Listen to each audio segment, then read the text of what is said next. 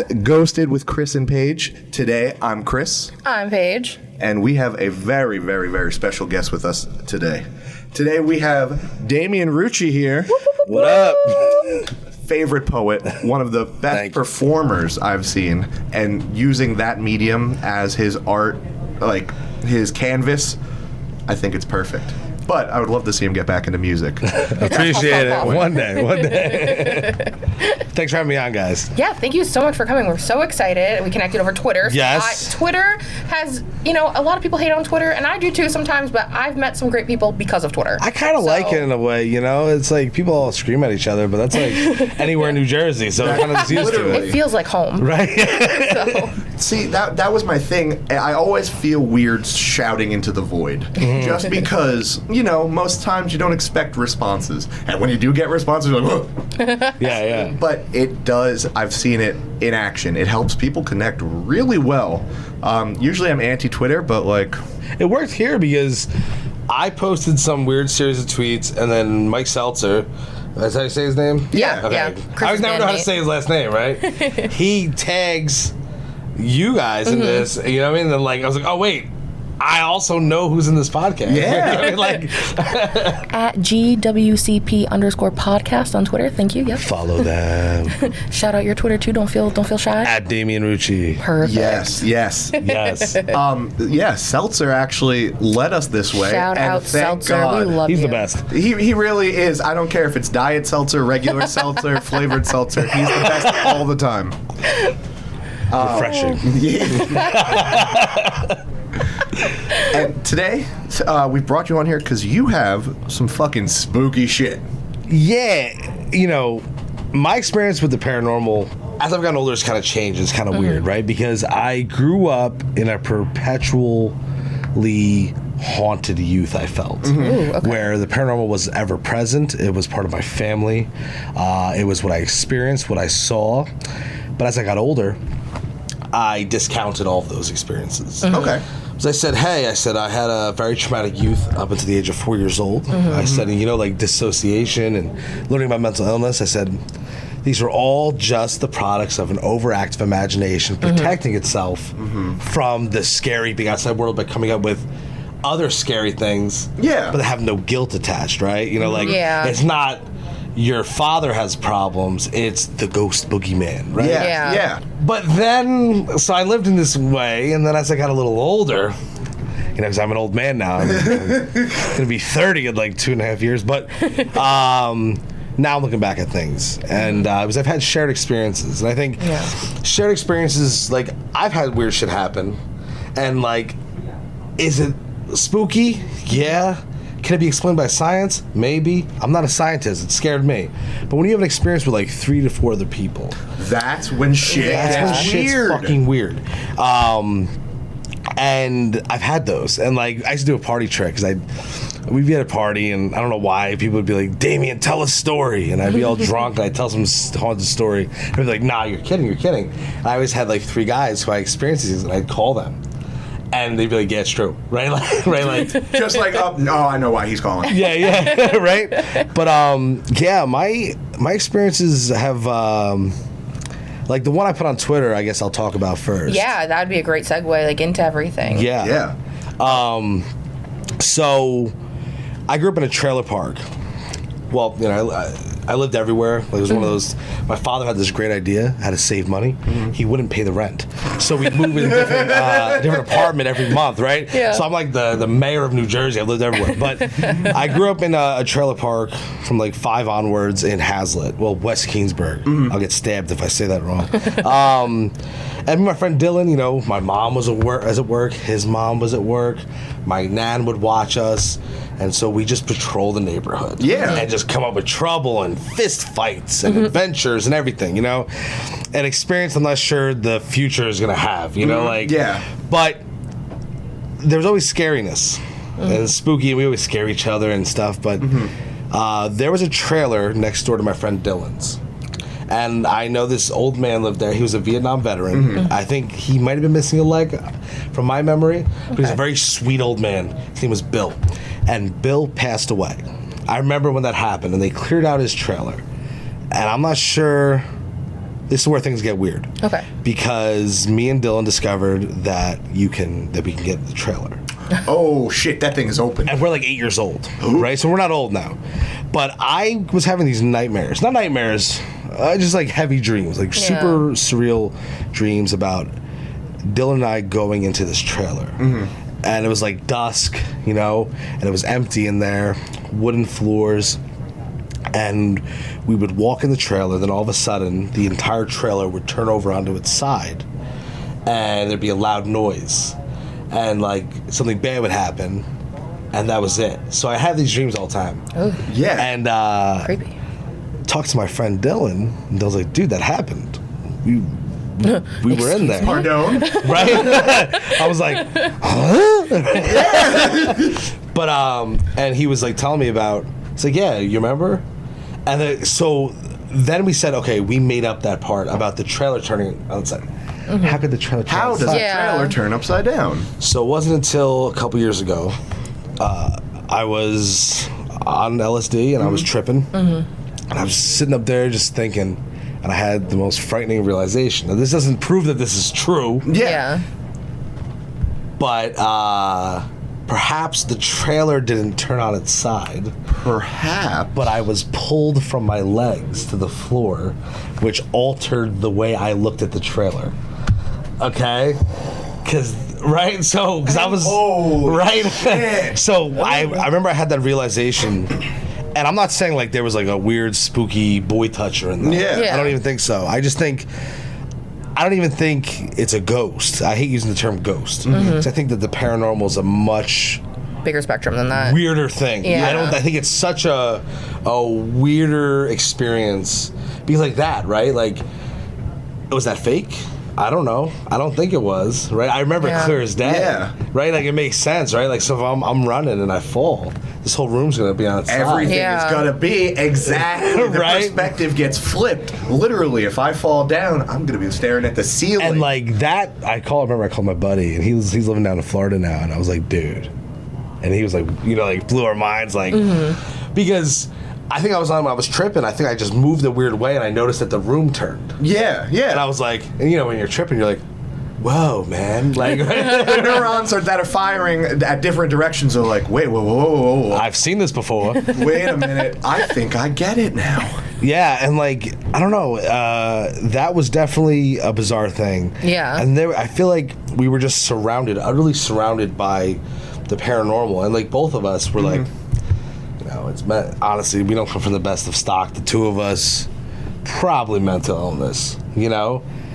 And as I get older, I'm like, even if it was, like, what is it? You know, like, I don't think that discounts. Yeah, I don't these think- experiences, right? So, like, Yeah, not at all. if I'm walking down the street and I'm a terrible person, and I've been abusing people, and I've been nasty and stealing, and then God comes down from the heavens and kicks me in the nuts and says, "Don't do that no more," and I say, okay, even if I'm just hallucinating and I stop abusing people, does it matter if God really appeared to kick me in the balls? No, I don't think so, right? No, because you just had Yeah, you a still moment had with that God. moment. Yeah, exactly. And he assaulted me.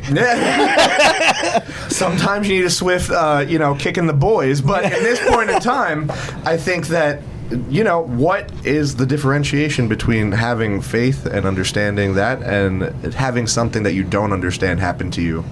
It's a very tiptoe situation.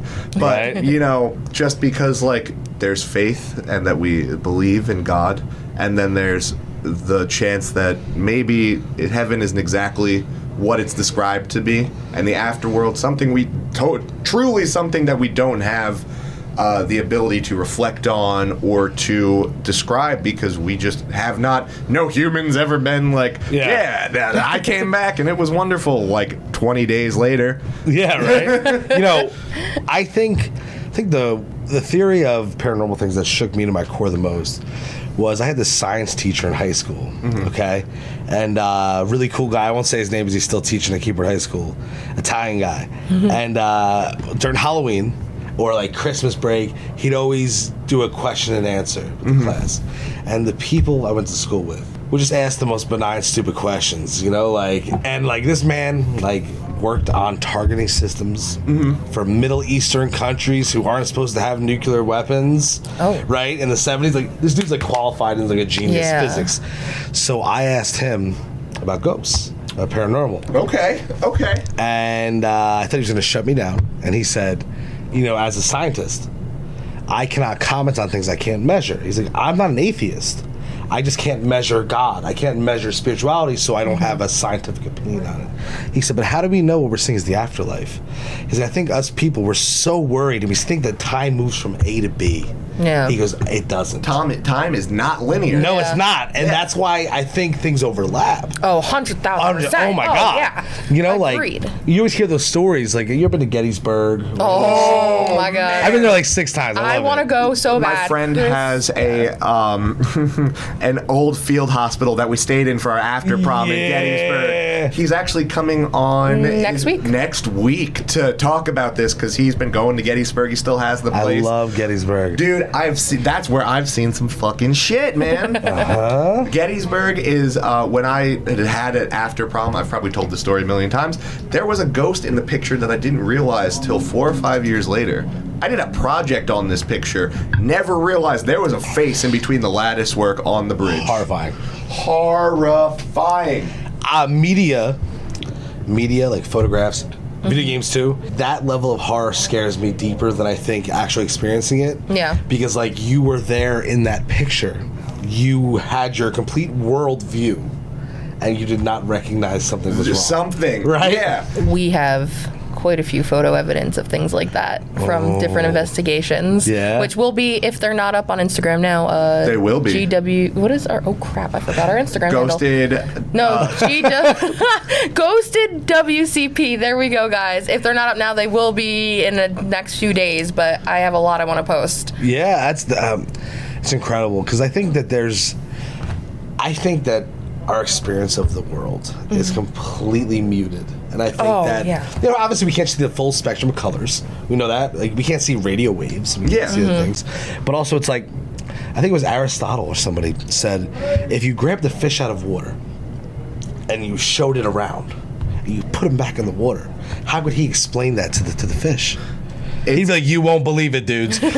There is like green things and like nobody's got gills up there. It's crazy. Like, shut up, dude. You can't breathe without gills, right? It's the shadow in the cave. Allegory of the cave too. Yep. Yeah, Plato. Plato came in with that, and I absolutely agree. Simulation theory. Yeah. Nope. So here's my thing. I absolutely agree that our brain is probably taking in so much information at all times, literally, that it has to mute stuff out for us to function of course. in some kind of way at all. So you're absolutely right. Color spectrum, waves, microwaves, radio waves, feelings. Feelings. Yeah. You always have now, I hate that every single every single wealthy white girl nowadays is an empath. Which usually just means that they've never been told no before. But there are some people out there, like my fiance, okay? Fantastic poet, Rebecca Weber. She knows. Listen, she'll look at somebody will be handing out food to homeless people and cuddling infants. Rebecca will be like, I don't fuck with that person. I don't trust them. And 3 months later, they'll go to jail for something horrendous. Some people just have a feeling. Of me, I try to be jovial and nice. I'm like, hey, Goomba, all that stuff. Yeah. And the person's steal money out of my pocket. But some people have these extraordinary senses about things. That gut instinct, you know immediately. The sixth sense. Me. That's me right there. I that gut instinct. I'm like, we mean nope. Yeah. Ugh. I've also been interested with the feeling of, I call it the ghost feeling. You know what I'm talking about? The chills. Yeah. The whole thing. And there's been some corroboration between that, or correlation between that and mold, right? Oh yeah. We were talking about this. What? Okay, so supposedly black mold, the human response to that is chills and all that. Because it's letting you know you can't breathe here, this is toxic. Yeah. But then I think a step further, I think even paranormal experiences are still valid there. Because why is there more paranormal experiences reported at places with black mold? a lot. I mean, Yeah, a lot. it's a lot of Abandoned old rundown. places. Yeah. Something's weird there, and fungus is weird. Fungus is weird. When fungus is among us, things are getting weird, My man. mom used to come out when I was a baby. The fungus among us, right? But not like seriously, right? Because like think about how weird mushrooms are. Just the way they look, the way they grow. What are they, right? How they respirate. You can eat them off of cow shit and speak to deities. Yeah. Yeah. Right? I mean, Yeah. like, something's weird there. And I think that there's a lot more we don't know about that, you know, like, because everywhere I've lived in this place, there's black mold in the basement. And, like, yeah, so my mom was like, oh, I was really into Wicca and, like, all that cool shit. yeah. My mom was like, you know, it could be we're just getting chills and feeling that was the black mold, but we're going to take care of that. But then shit just starts going haywire all over the house. I'm like, black mold might be able to spook you, but it can't throw a computer across the room. Whoa. This is true. Right? Absolutely not. I lived in this place, and it's such a sad story because my mom, you know, I grew up with a single mom, hardworking mom, goes to the corporate chain at a convenience store, becomes like a district manager, finally has money to get her first house. This is 2006. My mom gets it for stupid. I mean, like stupid cheap. I'm talking about like mortgage, like $1,000 a month, right? This is a key port. We got a 3-bedroom house. Something's funky there. First of all, within 2 years, the mortgage goes from $1,000 to $3,000 because of the mortgage crisis, right? Okay, You know, yeah. right, Dude. But the house we got, the guy who lived there left all of his stuff there. His wife or girlfriend died, supposedly in the hospital. Right? They got into a fight. She got hit by a car and died in the hospital. Okay, now he left all of his shit there. And the dining room was painted like a deeper red than this mat, like a maroon color. And there was literally a stain on the wall. And I was like, man, it's definitely a blood stain, you know? I'm like 13, and they're like, no, it's not. My mom doesn't throw any of his shit away because, like, you know, she puts it in the corner of the basement. But she went through his journal, and according to his journal, not the realtor, Yeah. he got into a fight with his girlfriend. His girlfriend ran out in front of the house, got struck by a car, came back in and died in the kitchen. Whoa! Okay? Oh my God, I have chills. There's some weirder shit going on, okay? Because my bedroom was an extension that had been built on probably like 10 to 15 years ago. And there was a cellar door, you know, like, you know, basically the open door, there's the Yeah. cellar steps. So my room was built on top of the cellar steps.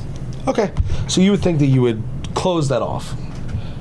They had 3 bolts, dead bolts, over that door and built the water pipes over the door. Okay, and a chain. What You're trying to keep something. That's what I'm saying. Nope. You're trying to keep something from leaving. Something's funky there. Nope. And so I remember we were hanging out, my friend Dylan, and we're just like, we hear footsteps, and we thought it was the wind, right? Because the wind, so whatever, creaky old floor. Yeah. Yeah. I was gonna go up the stairs, and my dog, who I had for years, wouldn't go up the stairs. And she was a Rhodesian Ridgeback. We purely got her to protect the house because of some like security issues. Yeah. And she wouldn't go up the steps. Go up the steps, all the windows are closed. Right? So it's like weird, okay? Yeah. A lot of weird shit. And it gets weirder. We found drawings on the walls in crayon. Now, there's no record that children lived in that house. What? There was no children's clothes. There was none of that. But there was pictures of, like, crayon, like a knife onto a kid's head. It could not be. Maybe it's not a knife. I don't care. It was a sharp-looking edge. Yeah. But why was it on the walls? We don't remember that when we moved in. Oh. Okay? Oh, no. Right? Like, we would notice if something You would was notice You would know that. And, The realtor would have gotten a magic eraser and scrubbed it off real quick. I remember my mom and I and my little brother, we came home from Easter, you know. Easter Sunday, you go to Keensburg Boardwalk. Yeah. I hope you don't get stabbed, right? That's a New Jersey tradition. And we go there and we come home and a flower pot is smashed on the floor and the computer desk is thrown across the room and the computer's on its side and my dog is whimpering in her bed. So my mom's like, Bella got excited. Cord caught something and, you know? Yeah. Okay. So, Trying to ration out. Yeah. Whatever. Yeah. I'm hanging out 2 weeks later with my little brother, my friend, and the computer desk goes flying across the room. Dog's outside. What the? Dogs, right? So The whole thing was spooky, okay? We ended up having, we got forced out of the house, right? We left our shit back in, broke back in with a U-Haul truck. My mom was like, make sure you get his stuff out of the basement. Like, the guy's stuff, like, because my mom's like, I don't want to just leave it there. True. Like, maybe we'll donate it something, Yeah. All gone. Oh, what the fuck? So you're telling me fuck? that if somebody were to break into that house, it was locked by the bank. Someone broke into that house. They passed all my stepdad's expensive tools. Every stepdad's got to have like a Dremel and those big tools. Yeah. You passed all those tools, and you got like the guy's stack of clothes. His old shit in the basement. That's in fucking garbage bags. Yeah, that right there is the most valuable, and that's all I'm gonna steal. Yeah, totally. The whole thing was weird. I think what really hit the level is I used to have a dream. A constant dream. I've always had very powerful dreams. Yeah. And I had a dream that I was in the house with my buddy Dylan and my little brother Nick. And that's why we always did it. Like, we always hung out, played video games all day. Yeah. Yeah. And I had a dream that a yellow Jeep continued to circle the house. And then it pulled into the driveway and my dream ended. Nothing scary, just like... Just weird. Just like, okay. Years and years and years later, I was walking with this girl. And she lives in the neighborhood. I was like, let's take a walk around. And I missed the park and go there. Walked past, there was a yellow Jeep in the driveway. And that was years later, right? So it's like, and here's the deal, right? You could say coincidence. You could say, sure, kinda. I don't know. Like, that's like one of those weird things. And that's a very strange coincidence. But there was so much paranormal around that time for me and my friend. And a lot of it we would sit for hours. Be like, hey man, it could have been the light, it could have been this, it could have been this. But then some of them were like, I don't know how to describe this. I've got fucking nothing. That I got computer nothing, just man. went I think point A to point B. During that same summer, so the Hazel Pool Club? Yeah. I used to go there. My grandma would get me in the kids pass, and we play running bases and swim in the pool, Yu-Gi-Oh cards. And then we discovered girls. We hit puberty, and all of a sudden that's all we wanted to do is hang out with these girls from Middletown. And they would show up at 1 p.m. We'd show up at 11. Those damn Middletown. Right? Always showing up late, right? So we had 2 hours to spend. So we'd walk around Veterans Park, which is the park right next door. Yeah. And I used to go to camp there when I was younger. And the camp counselors would tell us, don't go in the woods. Oh, God. Because there's an old demon man who eats little boys. Okay? Okay. Now, they also told me that Tic Tacs were snake eggs. So I understand that, right? They're just telling us shit to scare us, right? Equally questionable. Okay. So, I don't know, man. I'm like 12, 13 years old, and we got these two kids with us. And I'm like, you guys want to go see the old demon man in the woods? Right? They're like a year younger than us, right? And these kids are like, what do you mean? Like, we found him. We found where he lives. Okay, now I was a Boy Scout at the time. We'd walk those woods. I mean, like every corner. It's a quarter mile. Yeah. From one end, you get out next to Coles, behind Coles. Okay. Yeah, Okay. right? Actually, I know what you're talking about. Okay. Yeah. So this one day, there's the four of us, and we have a timer, right? Because we have to get back before 1, because God forbid, We Middletown girls show up, right? So we walk in the woods, and we're walking a straight line. You have to cross a creek, and we built a little bullshit bridge out of plastic and whatever, and we're walking. And we keep walking. And we're walking for a while. And then I'm like, where the fuck are we, man? We've been going for... we're going, it's over an hour now. And we should not... So I'm thinking that we're curving instead of walking straight. Yeah. Right? And but there was some marked checkpoints. There was there's thorns that make it looks like an archway. And it looks all paranormal, and it's not. Yeah. It's a natural thing, but it looks really cool. So you got to go through there. Then there was a homeless camp. There's 3 couches. Yeah. Whatever. And so that was a checkpoint, right? Oh my God! I know. And then we kept walking, right? And we keep walking, and then we have to stop. Because the one kid wore sandals in the woods. And his feet are a bloody mess. Noob move. So we stop. And I was going to the pool club, though. And that's when I saw it. I saw a tree that had tipped over. You ever see a tree that had fallen over? Yeah. And its roots formed like a cave? Yeah. So I look at my friend Dylan, I'm like, dog, that's where the demon man lives, right? Right? So now we've got these kids freaking out. I mean, they are... Oh man, I'm like, yeah, that's where he lives, bro. You can almost see his foot. So the kid's freaking out, the one kid, and we're being assholes, and we're howling to summon the demon man. Oh my God. And that's when shit goes sideways. Oh shit. Okay? So we're howling. And the next thing I know, my friend Dylan, who I mentioned before, he's a big, scary, tough dude. You know what I mean? He just sprints. Just takes the fuck off in the woods. And I think part of it that he's kidding, but almost like, dude, I don't even know where the fuck we are. Like, Dill, where you? Right? So I chase after him. And I'm running, and I hit into him, and he just stopped in the middle of the woods. And I'm like, yo, what's going on, man? Like, yeah, they're already back there. And I'm giggling and laughing, and my friends are not giggling and laughing. Oh, God. Oh, no. And I swear on everything that I can that I had this experience, and so did he, and so did the two others. Directly before us, not even 15 yards away. Mm-hmm. You ever see, like a forked tree? It starts off with a solid base.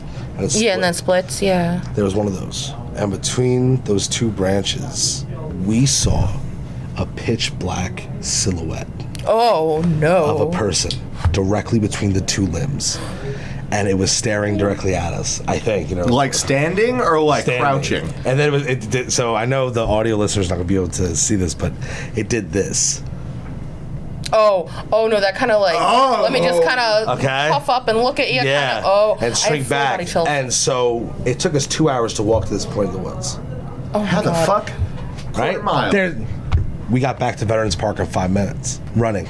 So something's not right there, right? Yeah. So we go back to pool club. We're covered in blood because we ran through all the thorns and all this craziness. And we tell our parents and nobody believes us. Yeah, of course not. Right? Yeah. But I told my one friend's dad did not like what he heard, and he thought there was somebody messing with us out in the woods. And he came back the next day with a pistol. My friend's dad from Kingsbury was like, no, like, I think there's a child toucher out there. I think he was following you guys. And we walked with him over those woods, and we came and find that entire area we were in. And I mean, I've gone back to those woods over 100 times, 150 times with different groups of friends, trying to find this area. Never found it. Not only is there no diddler tree in this area, but at this point, this whole place doesn't even fucking exist. Right? So as far as like after exploration, I have a lot of emotion. Like I feel emotional right now. I literally feel like I could cry because you hear stories of people going out into woods or parks or places that they've been 1,000 times and they lose like 2 hours. They don't know how they've been in this area for to so a spot long. They've never explored and then before. they can never find it again. This is like a common thing that happens. It's very common, and like especially in the paranormal. I don't know what it is, but I haven't experienced time loss like that. I consider that time loss. Oh, yeah, I 1,000% because agree. I was gone. So we were gone for 2 hours, and what's scarier, honestly, that we walked for 2 hours in a place that didn't exist and saw a scary specter in the woods, or that all of this was a four-way mutual hallucination and none of it ever happened. Either one's pretty frightening to me. Either way, something is bad. That are completely something is wrong. I didn't experience a time suck like that till I went to Missouri. Really? I was out there for three months without my fiance. Did the typical broke poet douchebag thing. Went out there with $41 and hoped for the best. Yeah. Right? I came back, figured it out. I was back here for 7 months, brought her out. And we were there for a year and had a crazy time, a lot of fun, a lot of craziness. But things are weird out there. Very weird. And if you ask some people, they say it's because it's God's country. Right? I've seen Missouri. God's country, okay? And then you ask other people, they say it's because of the limestone. Yeah, I was just going to say there has to be a natural conductive energy. Yep. Because supposedly when water, with a certain alkaline or whatever, it's conductive. Yeah, it goes over limestone. It generates electricity. What the fuck? And that has a major limestone deposit. What the and fuck? The Osage Native Americans have all kinds of crazy mythology about weird magic. And then you got German folklore. Because it's such a huge German population. How did German... so there's an expat community. Oh, no. It's like... listen, I went out there. My last name ends in a vowel. They asked me if I was ethnic. Okay? Like, they are... it's very German. It's all German and English out there. All of it. It is. And, like, it's... They have, like, this really weird German folklore. And, like...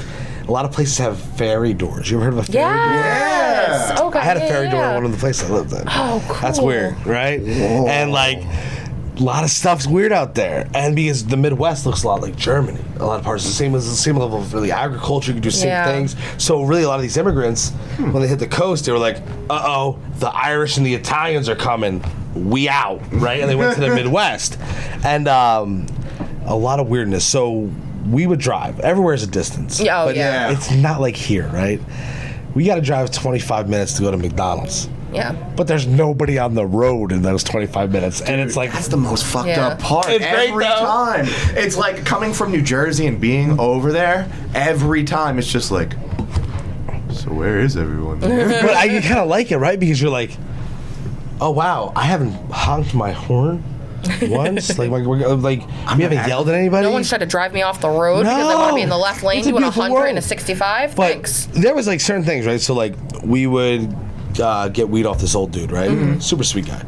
And terrible marijuana. But we would cop weed from him, and it would be a 10 to 15 minute drive, depending on is it windy, is it whatever, but Yeah. 15 minutes.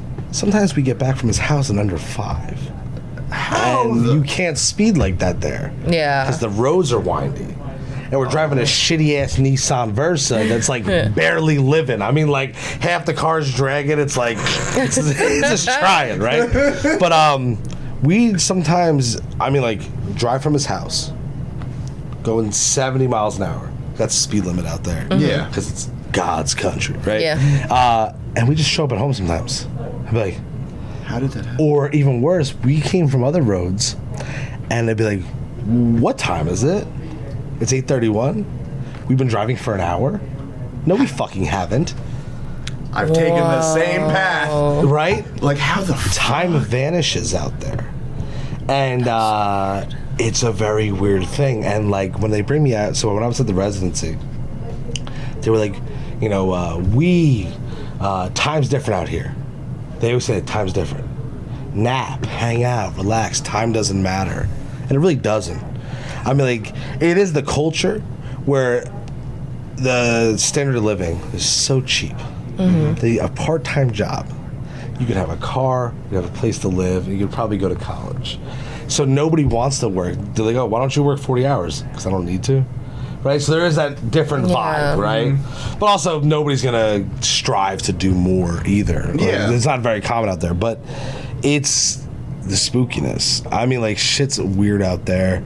And I've had some just stuff. Like, you go out there and, like, there's a voice. And you're in the middle of nowhere. I mean, like, you're talking about, like, 20 miles in the woods. And you can fucking see. You know, some places you can literally, like, see around the area and be like, oh, it's just me. Yeah. For 20 miles. That? You know, I was told by this one person, they were like, you know, there are places that white people still haven't touched out here. Like, that's how deep the woods are. That's Do you know crazy. what I mean? That's crazy. Right? Like, it is, like, such deep woods. Like, super undeveloped, just like they're pure nature. Yeah. uh-huh. And, like, I could understand where that might cross over into some, like, kind of paranormal, kind of extrasensory. So, you know, it was so, like, looking back on it, like, all these experiences. But during the times, so we would do this thing called country roading. Mm-hmm. It is a purely non-New Jersey thing. It's when you drive on gravel roads with groups of people in the back of a pickup truck, and you drink beer and you smoke marijuana, and you may have a gun too. Okay, America, God's country, and I don't have enough arms for all this fun. But like we would do that because you could drive with people in the back of your truck, and also, and if you're driving a vehicle, everybody could drink in the car. What That's the fuck? wild. Okay. Missouri. Right, we Dude. used to joke. We used to be like, you know, you get pulled over for not drunk driving over there. You know? But so we would do this like country road thing. We'd be driving. The country roads like they're going for miles and miles, and so you take these like gravel roads and see these mansions, crazy houses. I'm talking about like there's a house that's camouflaged, it has mirrors on the outside. Because you drive by, you're like, oh, what the fuck is that? Why is there a car Oh. You know, a lot does that mean? a lot of hidden meth labs. You know, Oh, like, I bet. right? Yeah. But there's a lot of cool stuff. So it's so beautiful and scenic, and you get to see all the cows. My fiance loves that part, right? I got really excited. But some of the gravel roads become private property without a sign. So remember, I was with Rebecca, and I was with my friend Sophia, an artist out there, and we're driving down this country road, smoking a blunt, hanging out, driving, talking, and we go down, I think it's like road 715A or something like that, and all of a sudden we are no longer on the gravel road and we are in someone's property. Oh. And we are stuck in mud, and there's a bunch of good old boys. And they are... And they love to take care of things that get stuck And on they their love property. people from New Jersey. Right? I fuck you and fuck Bruce Springsteen too. Like, I don't know if you've had that experience, by the way, being on the road. Oh, no, we have. Okay. Oh, my God. Whenever you're from New Jersey, like you go to a bar, right? I was at this bar called Cousins in Pittsburgh, and they're like, "We got a song for you, Jersey boy. Yin's gonna like it." And it's like Bruce Springsteen. Bon Jovi. Yeah. Living on a prayer. It's almost ominous. Like, what are you trying And you to start say? seeing them like, and like they're trying to be nice, right? But I remember I worked at a supermarket when I was out there, and this dude with overalls. I was talking about Bruce Springsteen. I was just literally saying what I'm about to say now. Not a big fan. I respect the man. I respect everything he's done. Yeah. He's a legend. Inspiration. I don't vibe to it. I feel that. So, so I'm saying that to my boss, who's like, "Oh, well," and this random guy in a cowboy hat and overalls goes, "Fucking Bruce Springsteen's a liberal Democrat. He wants to burn down the White House." I was like, "All right." Okay. But yeah, paranormal is like ever present there, and like what I think is cool is that around here, religious people tend to be anti-paranormal. They like out there, it's not. The most religious people you know will gladly talk about paranormal because that just proves the Holy Ghost. That's Oh, awesome. that's my aunt. My aunt and I were just talking about that the other night. Yeah. She's like, "I love your podcast. I've been listening." She lives in West Virginia. She's from here. Okay. She's lived all over. Wound up in West Virginia with my grandma and my other aunts. And she's like, "I'm a God-fearing woman. I love God, but like, I have a shadow man that's been with me since I was like 2 years old. Watches over me every night." She's like, "But I'm not afraid of it because with God there comes the devil. So what are you gonna do?" And I was like, "Wow." I was like, Shadow man. I mean, I'm with it. I'm with it. You got your beliefs, and I feel it. Like, you really don't have one without the other. I mean, when it comes to that kind of organized religion, you don't. So it's refreshing to hear someone say that because I grew up going to a private religious school, and couldn't. It was not a good thing. Yeah. Like I couldn't be like, "Guys, let's go ghost hunting." Like, my house is haunted.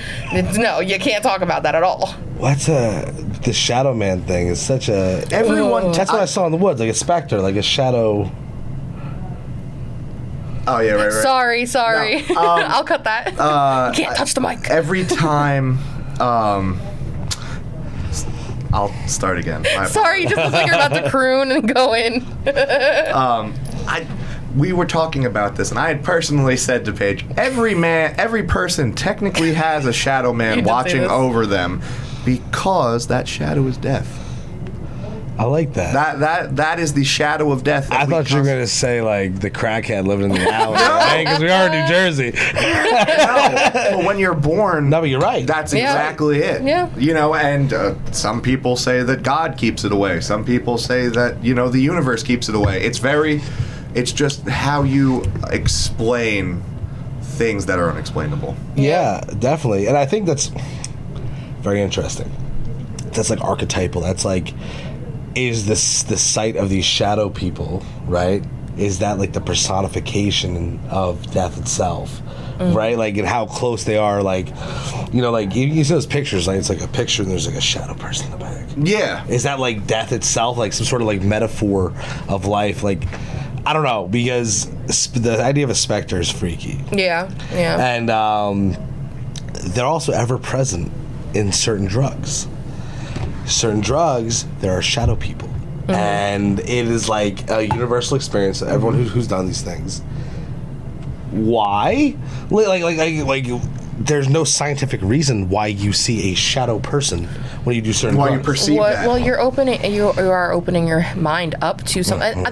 There's a whole argument that maybe people with mental disabilities, especially with schizophrenia, are seeing just something that unfiltered. Yeah, exactly, and that you take it as, oh, it's just a crazy person, but no, what if they really are they have that open part of their so head, open. Yes. like out of their you know what I'm trying to They're say. lacking the societal norms that conform your brain to think, oh, well, that's crazy talk, because we're conformed to think something that This is the way it is, and that's it. exceptional, extraordinary. I think it's like crazy. taking in raw data, right? Yeah. Yeah. So it's like Yeah. with a child, children have more paranormal experiences than adults. Yep. And why? It was a lot of it is because they're just open. So an experience from something that may be paranormal is no different than an experience dealing with their mother or their uncle or their aunt. Yeah. It's just data, sound or visual that's coming in and they're interpreting it. Yeah. They don't have like, oh, they're going to think I'm crazy. They don't have the preconceived notion of, the conditioning that everyone goes through every single day, judgment, Same things with animals. like that. Yeah, exactly. So they're able to perceive higher than what our brains are letting us do, just because if we were, we'd go crazy ourselves. Yeah. Yeah. And I totally, that goes into the whole, like, why people taking LSD might be microdosing it might open them up more, because it does scientifically doing actual science on it. It does lead to higher ability or higher capability of measurable empathy. I was about to say, yeah. That's been my experience, right? LSD is one of those things where like there's such propaganda. I would never advocate anybody to do anything. I don't advocate people to drink. I advocate people to smoke weed. I don't advocate nothing, because I know that I could smoke until my eyes bleed, but I know some people can smoke once and have a legit freak out issue, right? Yeah. Because the manifestation of certain mental illnesses that are undiagnosed. Yeah. Same thing with LSD. Oh, right? absolutely. I've had a couple people fail to educate me that they're suffering from certain things. Yeah, I wish you'd fill me in right before we. Oh, it's one of these. it's been an hour. I've had. Actually, it was LSD itself that actually brought me back to the paranormal and looking at it from a different view, because you're on it, and I've done acid a lot, right? I used to love it. Like, if you've done acid more than 7 times, you are legally insane. You're legally I'm like, fuck, right? But yeah, so that it really brought me in, because I feel like any psychedelic has this like spooky energy almost, and I don't mean spooky in a negative sense. It's I'm like, talking spiritual. Yes. And I don't like the new agey way of saying it. I don't want to be a nerd or a dork or whatever, but it is spiritual, and that is the better way to. I feel like if everyone took time to approach it as a spiritual rite, like ayahuasca, having shamans guide you, or peyote, or things like that, we'd be able to. Use it for a much more forward, progressive way than either kids getting stoned being fractals, or because it has so many bigger. There are so many bigger things that can do. People with depression, people with alcoholism. My God. There are so many different. It's like take your brain, throw it in a washing machine. That's what I was going to call. Let it just all seep out for a second, because your brain starts creating new synapses, pathways. There are new pathways in your brain that haven't been connected before, because your brain's just kind of like, all right, this thing will go there. And it's like, whoa, hey, I'm a neuron here now. We have a new connection. Well, that's the problem with our culture, I feel. I feel like there is no right? Like RITE. Like, there was forever in the West and then the Mediterranean, there was these mystery schools, right? Where like young men and women, when they hit a certain age, they would go off to these islands. In the movie 300, he doesn't. They show him, he kills the lion. If that was based on truth, it's a metaphor, because you don't. They would actually drop you off on these islands with his teacher. They'd give you psychedelics, and they'd leave you on the island for 3 days, and that was your beast of battle. It's like the Carl Jung, this is your Sisyphusian struggle right now. I'm giving you this rock. Push it up this mountain, and if you come out on top, you have passed the test. Oh, yeah. That's what I feel like, that, because that mysticism has died. I think it exists in certain areas, but it's like when we had gone out in Missouri, before everything went like off the rails and all that, we had a really weird, cool thing going on. I mean, we had this group of like mystics and magicians. I don't mean like hocus pocus magicians. I'm talking about Magick with a K. Yeah, thank you. Yeah. Some of that Aleister Crowley, right? Yeah. It's terrible. But like, I got really into all that. I got really into the idea of magic. Well, my mom was higher magic. Yeah, right? So like, get into sigils, and then like, but it's the idea of ritual that always entertains me, right? Because it's like the ritual of doing things, where like everything's psychological. And I think once you get to that point, you realize like, oh shit, it doesn't matter, like what happens in here is out there, as above, so below. Yeah. Right? Yeah. So it's like, I had these experiences in Missouri when everything was going bad, and I made a sigil, and the sigil was like my life was falling apart. I had 48 hours to vacate my studio. Okay, Damian had got off the rails. Okay, full-blown Hunter S. Thompson style. Yeah, I had 48 hours. Man. 48 hours to get the fuck out of my studio, and I don't know why, but I did a sigil. I used blood magic. Not, like, weird thing. And, like, I don't know, my fiance was like, you're being stupid, you're being kind of crazy. And I was like, I've been up for 7 days. I'm being real crazy right now. But when I burned the sigil to end the ritual, and, and so it is. And I did that, and I've never had, I've done stuff, and to me, even doing that ritual and all of that was purely a psychological method for me to accept the next stage and to like process that. Like, Damien, you have 48 hours to get this done.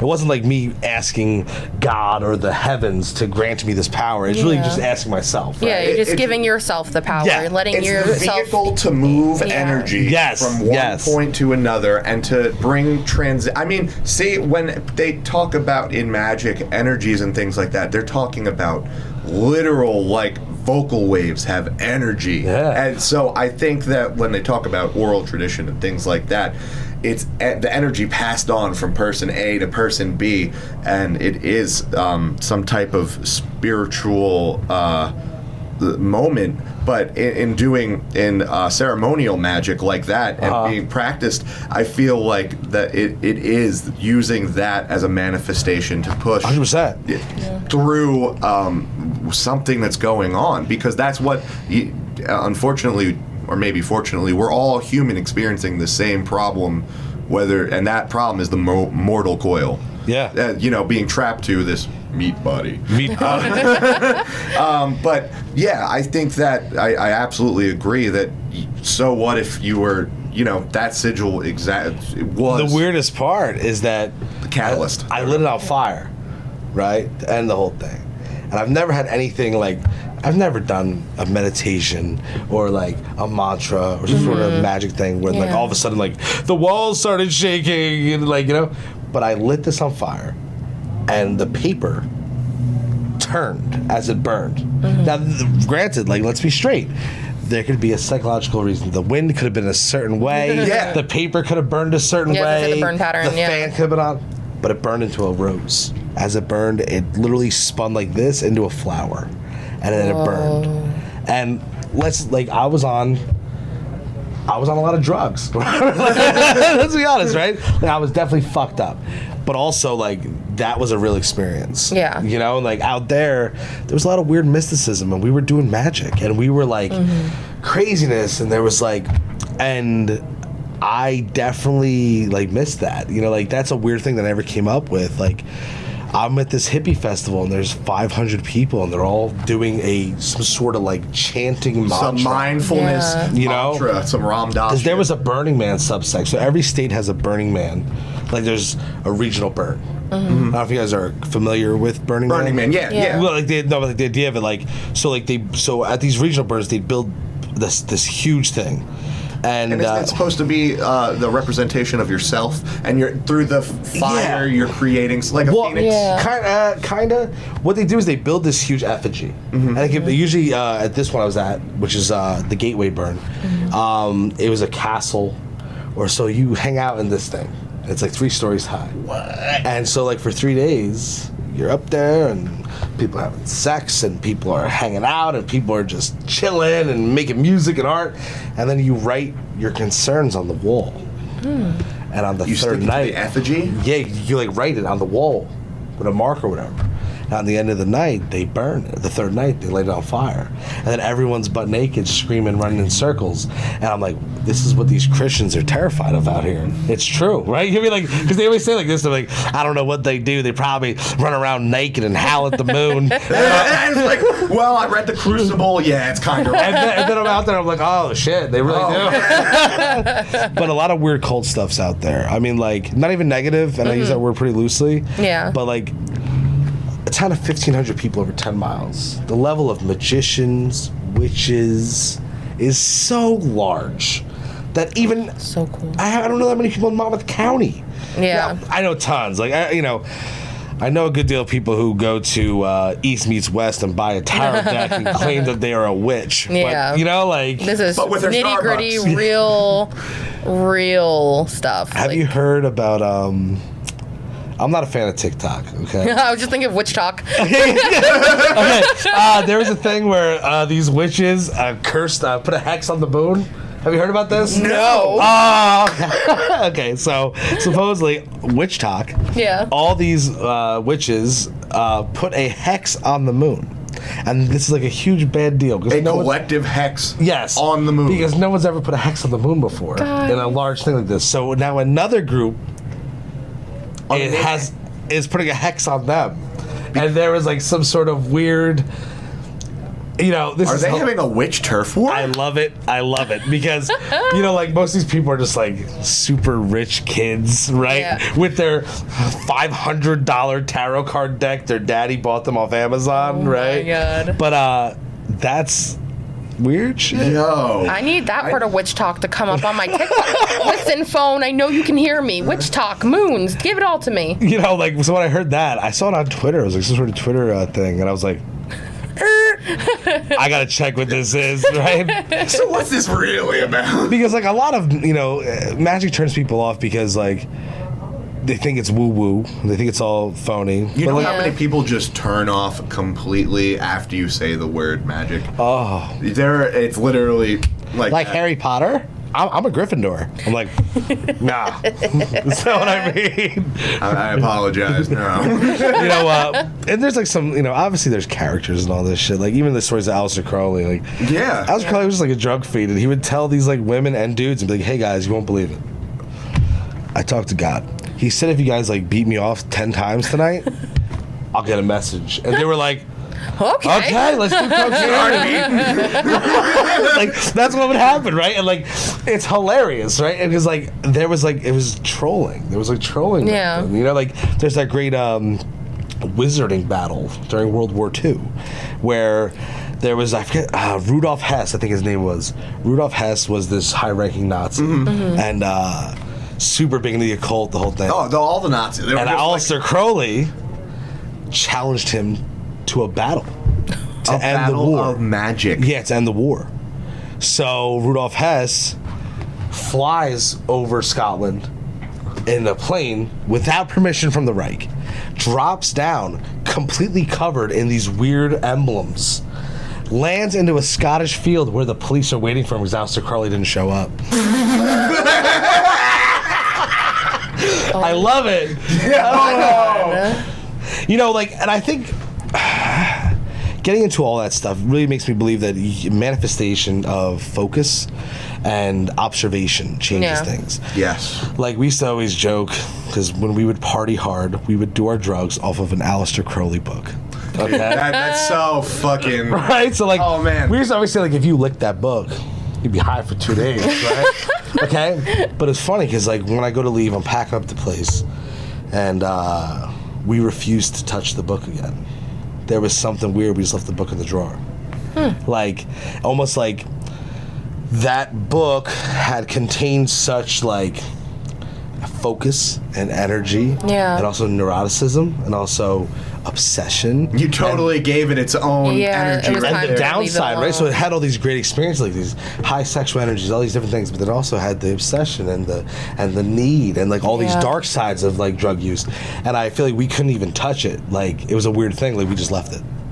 Like it's I think it's the focus on things, right? So like I always heard, and not heard, but they say like matter might not be observed if there's no one there to observe it. Mm-hmm. Yeah, right? Quantum physics. Yeah. So, like, does a tree fall in the middle of the forest? It Not unless doesn't you're make a not sound, looking at right? it. Yeah. It does, it doesn't, and it doesn't exist at all, right? Like, which makes me lean towards what we were saying earlier on about the simulation theory, right? There's a lot of weird overlaps there. Sure are a lot of consistencies or inconsistent. I believe they're called synchronicities. There you go. Yeah. That's Using the word. big words. Yeah. He's like, video games, right? Like, why would you process an area if there's no playable characters there?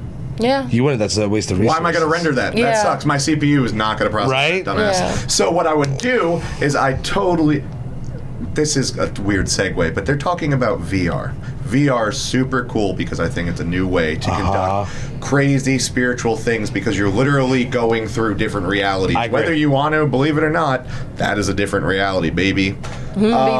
So I think with that, people are starting to get the idea, like, so how much does it take to render this fucking space right here, this building with all these people doing their individual jobs? How much computer power would it actually take to render? And people have been exploring that idea with their supercomputers because, damn, it's not that hard. Especially when no one's looking at it. Yeah. When there's an area that, I don't have to, level 2 turns off when I go to level 3. That's see, I even brought that up because I heard something today. I forget where I picked it up, but you know how like there's a lot of people who go missing, and like a lot of it's like, unfortunately, it is trafficking. Yeah. Which is like so heartbreaking. Like, we're talking about spooky, right? Like, but also there's a lot of weirdness too of people. Some people just disappear. Right? Yeah, Like, they they're just always fall like off in the the face of middle the of earth. national parks, or they're always alone. Yeah. And somebody said, what happens if the whatever it is, the reality, the system, the simulation, it could be all those things. It's like, hey man, I ain't gonna fucking render this whole national park for you. Like, I'm just gonna boot you from the game. Hey man, I'm gonna turn your bounding box off. I hope you like falling through the system. Because like people will be found like under like boulders. Like, how'd that happen? He glitched through there. Right? Like you could totally explain it with something. And I think it's the same thing that Plato was saying, right? Allegory of the cave, when he's strapped to the cave walls and he sees this full world, which is the shadows of the fire.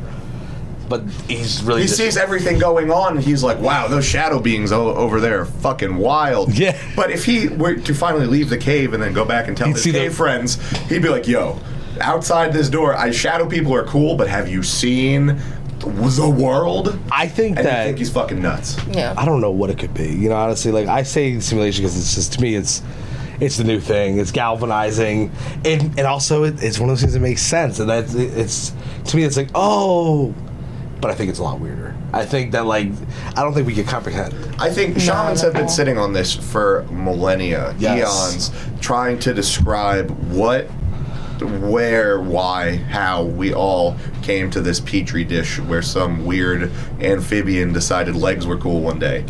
And I feel like that's the same thing. Now there are big hairy monkeys, well, less hairy monkeys that are like, yeah, simulations, plug our brains in, technology. Right. But another thing that creeps me out, I'm sorry this is totally unparanormal, is just like, the exponential amount of technological increase that we've had in the last 20 years alone is something that... Anyway, segue. Paige, paranormal, please. Well, I don't know. I'm just so enthralled. I've barely spoke this whole time. I'm just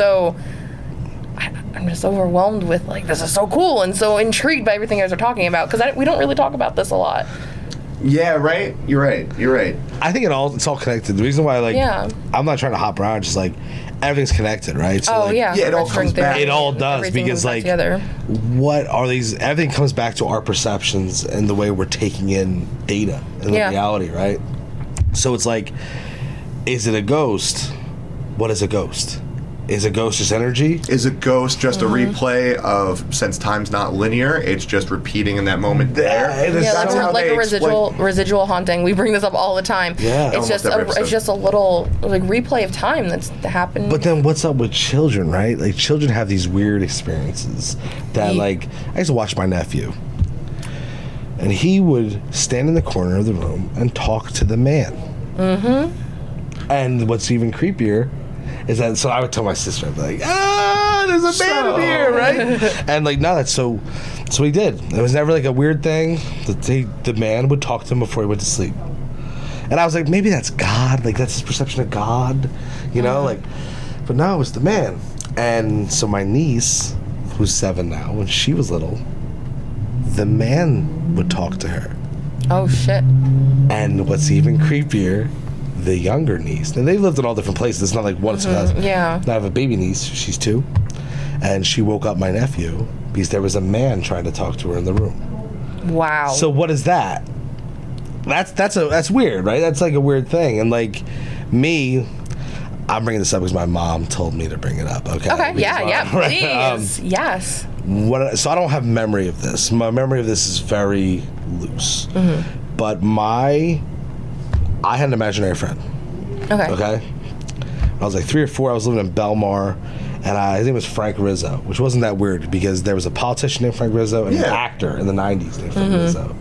And Frank Rizzo would, my mom, you know, like, it was fucked up in my house. You know what I mean? My father wasn't, you know, he learned how to not pay rent. Yeah. And learned that if you spend all your money on drugs before you get home, There's no problem. You did no problem, right? Yeah. So, like, you know, shit was bad. My mom mitigated that and got us out eventually. But my mom didn't really think nothing of it. She was like, it's an imaginary friend. It's whatever. Me and F. Rizzo chilling, right? While things are going on. So she'd set up placemats for Frank Rizzo. Yeah. And, like, it was all cool. And, like, one day Frank Rizzo didn't come over for dinner. Yo, what the My fuck, mom Frank? says it's a place, man, I go, he's not here. Right? And I was like, what's going on? Yeah. And supposedly I wouldn't talk about it. And I told my mom that he lives at the graveyard.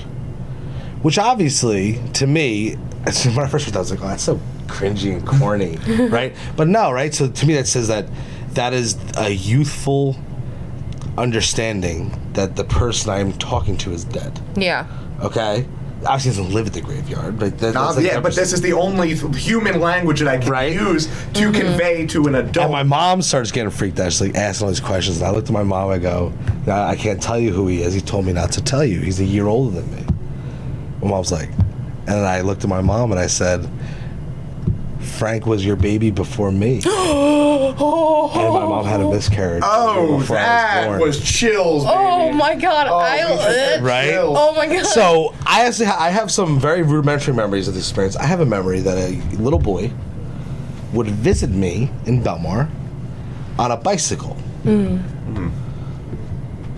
My mom says, no, that never happened. I was 4 years old. Why would some boy visit you on a bicycle?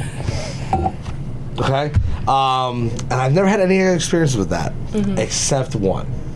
And this could not be connected, but I got chickenpox really bad the same year that Linkin Park Hybrid Theory came out. Ooh, what a good time to get chickenpox. Right? But so like Christmas, it's like me miserable, covered in chickenpox, but I got the CD player in and I'm bumping. Now we got Indian going, but I'm like, right? So clear as day, I get a phone call from my friend Dylan, who I grew up with, who lived in the same trailer park, and he calls me on my grandma's phone. He goes, dude, I can't believe it. Like, oh, screw him, man. I'm like, what are you talking about? He's like, yo, like, we smashed that guy's window with the kickball. Like, and I was like, what are you talking about, dude? And he's like, nah, dude, like, you kicked the kickball through that asshole's window who always makes fun of us, that old man.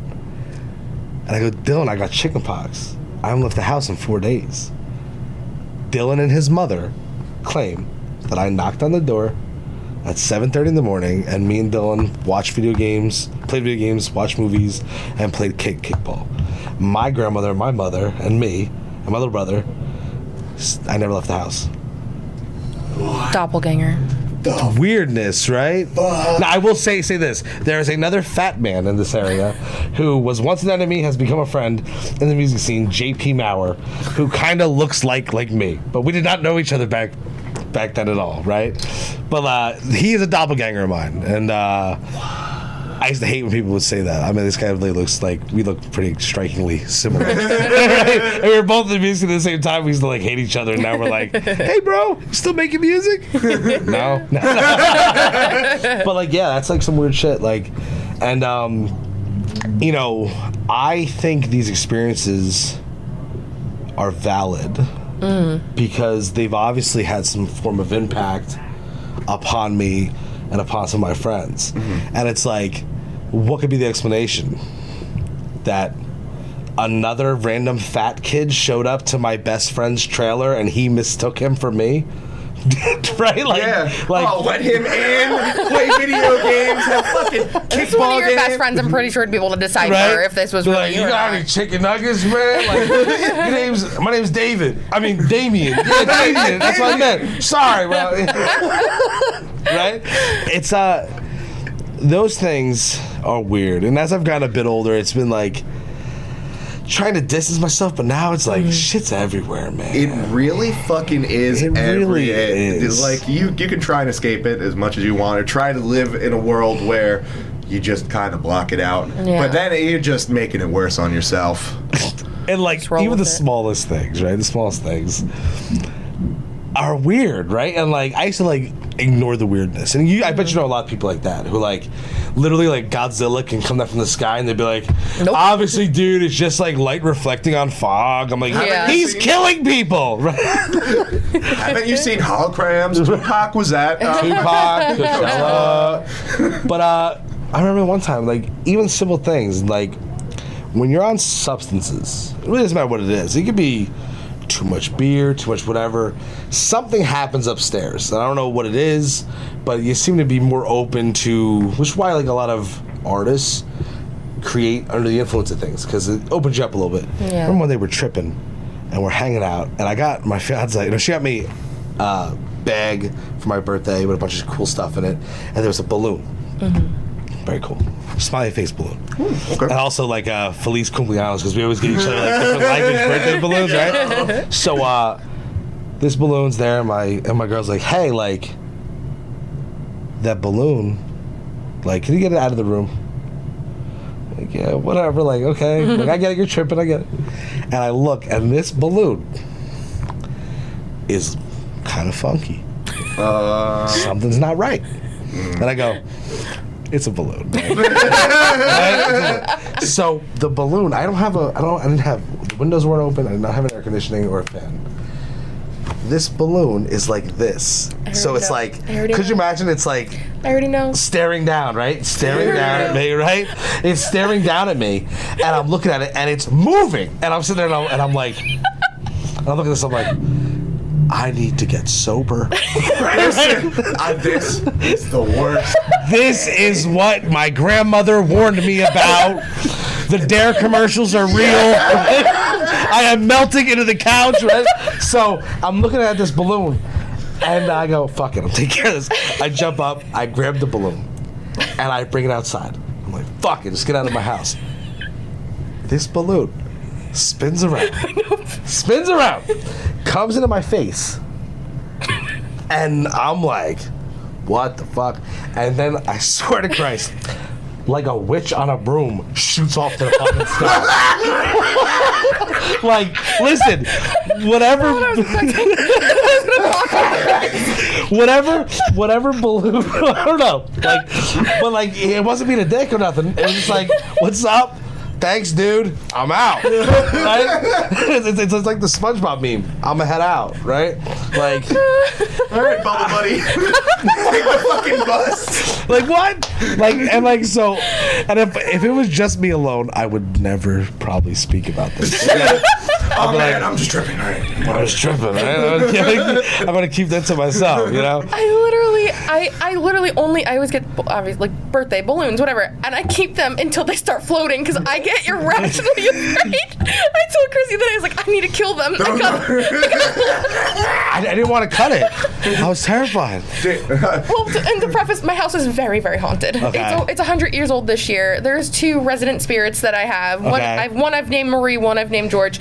Marie fucks with me a lot, and as soon as those balloons can start moving on their own, I'm done, because I'm like, I'll wake up at 3 a.m. and have a balloon right over my head. Nah. And I can't deal with it. I hate balloons. After 2 days, I'm done. I can't deal with them.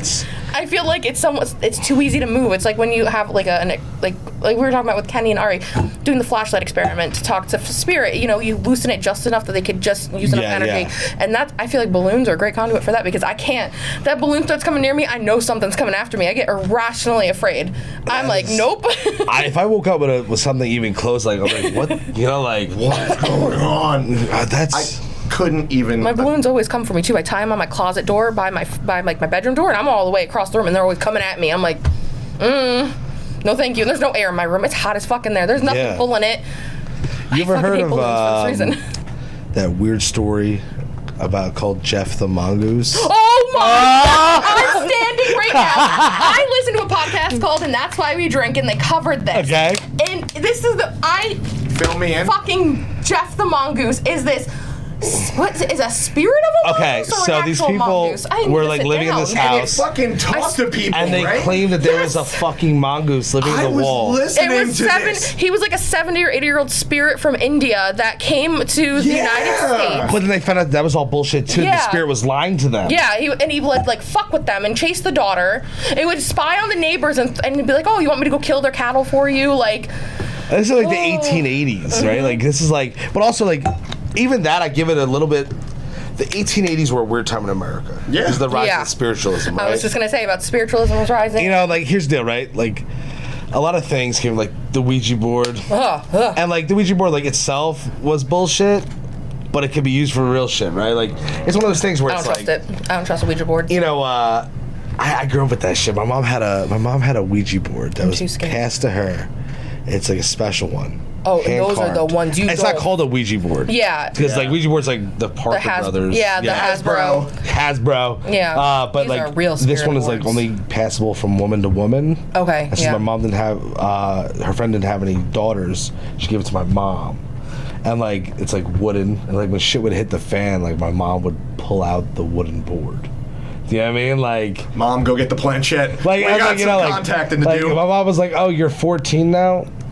Here's a stack of books by Aleister Crowley, right? Like, you'll be all right. You'll be fine. I want to meet your mother. She sounds like my kind of lady.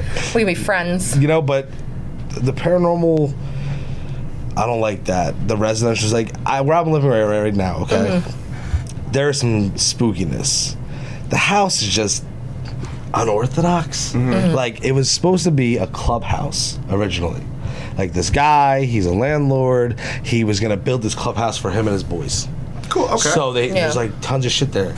But then he didn't, and he became an alcoholic, and then he rented the house out to my fiance's mom, who lives there still, and then forgot about doing everything, and left everything and died. Oh, wow. Shit. So there's just tons of shit there. There's just tons of shit, and, like, there's always, like, this weird, ominous feeling. Like, and there's a crack in the shower. Mm-hmm. This is where it's okay. And my fiance takes a shower. We're tripping. And she goes, I don't like that back corner. Mm-hmm. I was like, okay, right? That's a weird thing. So I go in there and I'm taking a shower like the next day. I'm not even on acid anymore. And I look and I feel like there's something staring at me. Through that fucking crack. It's a tiny, I mean, like, but like you literally feel like there's something there. And like, so that place is weird. I live in the parking lot of an H&R Block. Mm-hmm. So, like, where I'm living doesn't have an address. So it's kind of like the place that time forgot. Okay, yeah. Right? And, but it's just spooky down there, you know, late at night. But it's not, like, crazy spooky. Mm-hmm. Yeah. I kind of wish it was, you know? Because, like, there's excitement there. You know? Like, it's thrilling. You know, it's thrilling. It's thrilling until shit hits the fan. And then, like, where I used to... Listen. Where I lived in Missouri... The director. Have you ever heard of Neil Cassidy? No. He was a beat poet who like influenced the way everyone spoke. He talked like this, man, and like the way he like he had a black vernacular, and he brought it to like white Americans in the 40s. He was the original Jive Turkey. Yeah. Okay. So it was like a huge big deal, right? Like he's so smooth, right? Ooh. But that's how this guy talks, and he was like, "Listen, I have to give you a heads up, brother." I go, "What's up, man?" He's like, "A little girl died in your house." Nope. And I'm like, okay, right? Like, really? Like, yeah, a little girl fucking died at my house. Like, it's not like a spooky story. Like, actual real, yeah. And he'd be like this. If you ever feel so, like, we had this house, 2-bedroom, bathroom, crack house. Looked nice, but the floors weren't even. Typical Missouri shit. And we had a huge lot behind our house of just a huge lawn, and then there was a creek. And he'd be like this: if you ever feel lost, brother, just walk to the creek. Oh God. And I'm like, okay. This is the same dude who would like grab your hands and be like, you honor us. Like he's like a really hippie guy, right? So I'm like, whatever. The creek was weird. We went out there to the creek, and my meth head neighbor, who has featured heavily in most of my latest writing, because it's just one of those characters you stumble upon and you're like, you are a hero. You are a despicable human in your own right, but I love you, right? He was this old man who'd been there since forever, and he was all fucked up, and he would be like, I don't go to the creek. I'd be like, why, dude? He'd be like, don't. He would like forbid me from going out to this creek. And I went out there, it was all dried up, and there was nothing, but there was like something weird. You know, like... That energy was... Oh, that house is so weird. I'm talking about, like, we'd wake up with the door wide open. Oh, yeah. There ain't no one around. Well, I guess there were a few people around, but well, you know, like I'm always thinking it's my neighbor. Like my neighbor's like, yeah, $20, right? Whoa, I need to clean your floors. Yeah, listen, I will scrub your stove, right? But now, like stuff like that would happen. We would just like hear things in the middle of the like. We'd be hanging out, and like just shit would be weird. Like so, I move in there, and I'm paranoid. Yeah. Okay, because this residency I was at, I was like. 60% is funded by General Electric, and General Electric is funded by the government, and the government had artist residencies to influence culture in the 50s.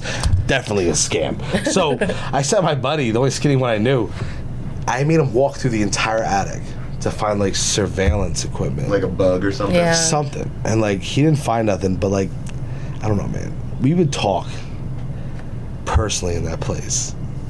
And just like shit would happen. I mean, like it was almost like the entire town. And maybe it's just like my urban view on living in small town America. But it was like we would talk in confidence in the house, and like shit would manifest. Like I'd be like, man, like I'm hurting. Like I gotta find a way to get some money. Like I don't get paid for that weekend. Like somebody would knock on my door and be like, hey, what's up, man? I need $100. Like it was kind of, but like they also didn't want me to leave. Like the town, like it was a weird thing, right? Because like they hate outsiders. Yeah. You can come, but you can. But they didn't want me to leave. Like I left to come here, and the girls I worked with were crying because people don't leave. Do you know what I mean? But like that whole town, like, I'm telling you, like it is spooky. Bell, Missouri. It is like. I'm so intrigued. Oh, it's just like creepy as shit out there, and like. I don't know what it is, and I don't know what draws the level of mystics and the level of weirdness. But it was definitely like everything was just spooked, and all the churches were old. And there was a place called Somerville, and Somerville was like a '40s boom town right after World War II. Ooh, okay. And so they just started dropping these fucking houses everywhere all over America. But Bell, where I was living, blew up faster than Somerville, so no one lives in Somerville. Is it abandoned? So it's just a full... There's like 16 empty houses. And I guarantee you tweakers are in there. And they're cooking, right? Because like every now and then you hear like a boom! Like, what's that? Oh, that's Uncle Jimmy's lab, right? It's Dexter's laboratory. Right? But yeah, I would, you know, the Midwest itself is weird. Missouri itself, I would say, like, next time you're out there, dude, like, you got to go in and you got to check it out. I mean, like, everything's weird. Road trip. Yeah, right? I think so. Bring the podcast on the road. Yeah. Ooh. We can, and we should. That's the dream. That's the dream. Don't worry, we're already working towards it. You don't have to keep dreaming. Perfect. We're doing. Don't stop believing. Can you drop some socials on me? I can. You can find us on Twitter at... Because I think my brain stopped we've working. gone for an hour and 20 minutes. This is the longest episode. This is the longest episode. Sorry if I talk too much. No, it's okay. This has been amazing. This is amazing. Don't review my email. So wow, so much that we talked about, and it doesn't even feel like a friggin' hour. It felt that flew. like a minute. That flew by. Yeah. So if you want to find us on Twitter, it's GWCP_podcast. And then on Instagram is ghostedwcp. And then if you have your own paranormal story, if you have your own paranormal story and you want to come on the show and be a guest, or you want to write in and we can read it anonymously or not, you can email us at ghostedwithcrissandpaige@gmail.com. Just put listener story or interview, just put something in the subject line so I know what's happening. But confirmation email. Damian, what about you? Got anything you need to tag? Please. You can find me on Twitter at Damian Rucci, DAMIANRUCCI. I have a new book coming out in 2 weeks, so geez. Holy shit. It's called Poetry Group. It's called The New Prophets of Poetic Discord. The book's called The Ghosts of Our Words Will Become Heroes in Hell. That'll be out August 17th, I believe. Hell yeah. Thank you for having me on. Thank you so much. Thank this was you. slow clap it out. That was a great episode. Oh man, that was awesome. Well, we'll catch you guys next time, and thanks for tuning in. Thank you for tuning in, everyone. See ya. Jeff the Mongoose. Fuck Jeff the Mongoose. Hope I didn't talk